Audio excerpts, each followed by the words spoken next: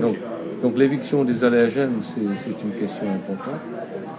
Donc ça dépend un peu des allergènes. En fait, pour la poussière de la maison, pour la poussière de la maison, house dust mite, comme on dit en anglais, je pense qu'il faut quand même faire, particulièrement dans un milieu tropical, faire qu'il y a aussi moins de poussière de maison à la maison.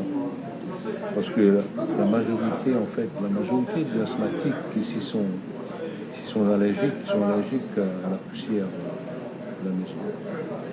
Tandis que quand c'est une allergie aux animaux, comme aux chats, aux chiens, ça c'est devenu un petit peu plus compliqué. Les allergies aux chats, je pense que ça c'est important, qu'il faut pas avoir des chats serrés, l'éviction des chats.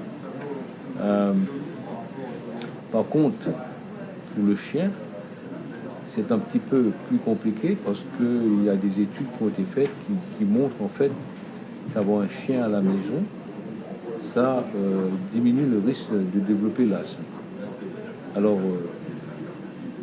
comment ça marche? Peut-être c'est à cause de aussi avec cette exposition aux allergènes du chien, peut-être qu'on est exposé aussi aux microbes que vous avez mentionnés, et ces microbes sont peut-être protectifs.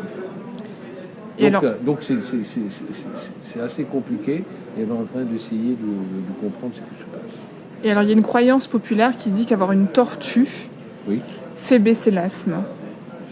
Alors, quel est votre avis d'expert mondial de la santé là-dessus, sur la tortue de terre?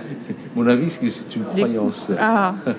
Mais je n'ai pas fait d'études là-dessus. Mais je ne peux pas voir comment avoir une tortue à la maison. Sinon que peut-être que c'est un effet relaxant d'avoir une tortue à la maison. Un petit animal qui est tranquille, qui ne bouge pas beaucoup. Ça peut être... Et alors, exposer des femmes enceintes aux animaux peut prémunir au niveau de l'enfant l'asthme ou pas? Les animaux, bon, ça... La question c'est, on demande aux femmes enceintes d'aller faire une petite visite dans les fermes pour que l'enfant soit moins eczémateux et asthmatique. Ah oui.